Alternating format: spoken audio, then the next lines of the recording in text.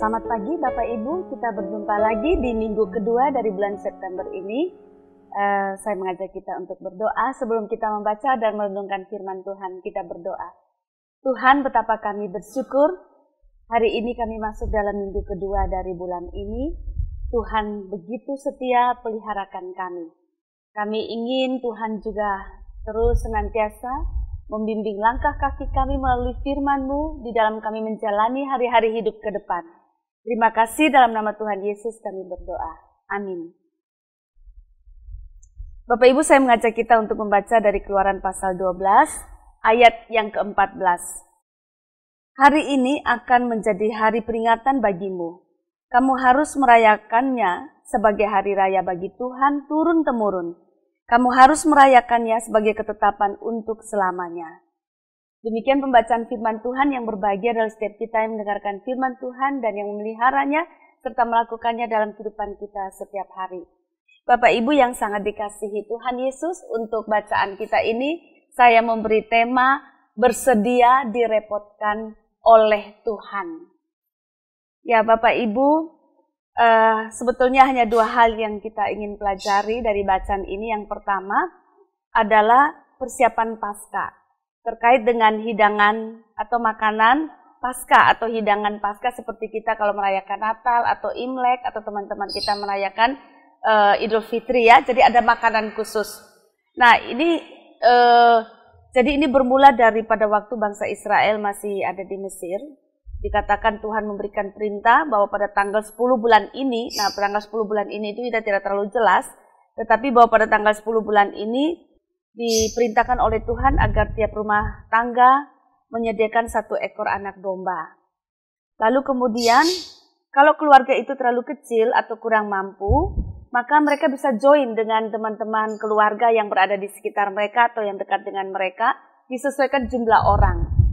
Jadi bisa joinan beberapa keluarga sekaligus, mereka menyediakan 1 ekor anak domba.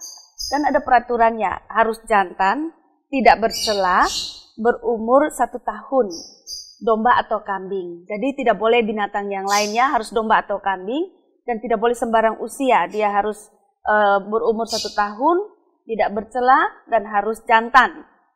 Nah, binatang yang sudah ditunjuk ini itu harus dikarantina selama 14 hari. Ya, hampir seperti orang penderita COVID saja ya.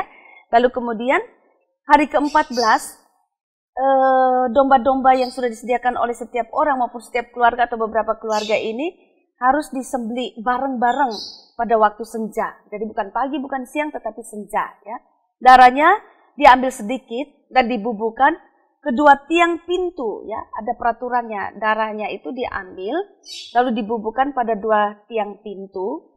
Dan pada ambang atas, berarti ada 2 tiang pintu dan pada ambang atas. Lalu domba itu dijadikan daging dipanggang. Nah, kemudian daging domba yang dipanggang ini berarti tidak boleh direbus, ya, harus dipanggang. Itu harus dimakan dengan roti yang tidak beragi dan sayur pahit. Lalu kemudian daging domba tadi atau kambing tadi jangan dimakan mentah, jangan direbus, jangan diseduh air panas. Jadi harus dipanggang. Jadi tidak boleh bikin yang lain ya. Jadi ada peraturan proses untuk memasak makanan-makanan ini. Jangan sampai habis katanya. Makan harus sampai habis. Jadi gitu malam itu senja itu domba disembelih, darahnya dibubuhkan di 2 ambang pintu dan alasnya. Lalu kemudian dipanggang, makan sampai habis. Jangan ada sisa sampai besok pagi. Kalau ada sisa harus segera dibakar habis dengan api. Nah, Bapak Ibu, pada waktu bangsa Israel makan daging domba, kemudian sayur pahit dan roti tidak beragi, itu mereka harus makan dengan menggunakan pakaian seolah-olah mereka itu siap untuk bepergian jauh. Maka dikatakan mereka harus pakai ikat pinggang, pakai kasut pada kaki, dan tongkat. Nah, ini menunjukkan bahwa mereka sedang siap-siap untuk pergi ke tempat yang jauh. Bapak Ibu, apa arti dari semua ini?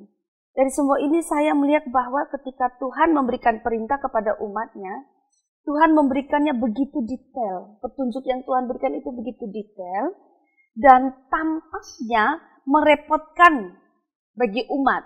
harus begini, jangan sampai lupa gitu ya. Kalau dibilang disembelihnya pada waktu sore, jangan sekali-sekali disembelih pada waktu pagi. Jadi begitu ya.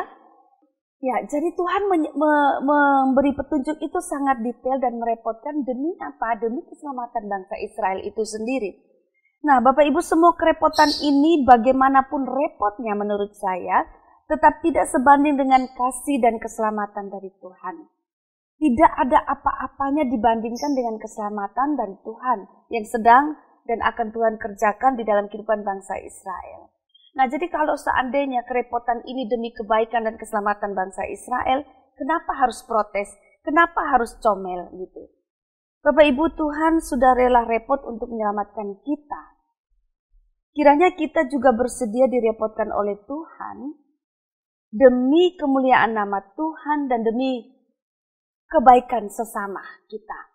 Jadi Bapak Ibu, kalau kita direpotkan untuk harus pakai masker, kita direpotkan harus jaga jarak, kita direpotkan harus cuci tangan, keringkan dulu, tes suhu, lalu kita direpotkan dengan usia-usia yang dibatasi oleh gereja untuk sementara waktu.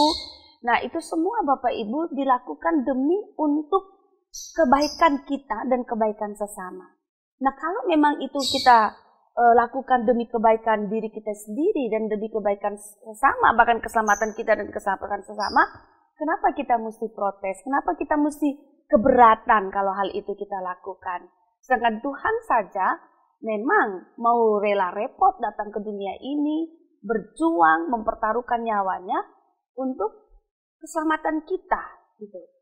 Nah, jadi Bapak Ibu, repot sedikit tidak apa-apa. Asal kerepotan ini sungguh bermakna, baik bagi diri kita, bagi keselamatan sesama, dan juga untuk kemuliaan nama Tuhan. Kiranya Tuhan menolong kita semua. Amin. Mari kita berdoa. Tuhan, berikanlah kami kerelaan untuk melakukan segala sesuatu demi kebaikan kami dan sesama, dan terutama demi kemuliaan nama Tuhan. Meskipun yang harus kami kerjakan itu sedikit merepotkan kami atau bahkan banyak merepotkan kami. Biarlah Tuhan kami rela untuk taat, untuk melakukan perintah Tuhan dengan baik-baik, dengan sedetil-detilnya, melakukan banyak hal. Meskipun kami repot atau direpotkan dengan hal itu semua, tapi biarlah kami melakukan itu dengan rela, demi kebaikan diri kami, dan demi kebaikan sesama kami, dan dengan demikian kami memuliakan nama Tuhan. Terima kasih, dalam nama Tuhan Yesus kami berdoa. Amin.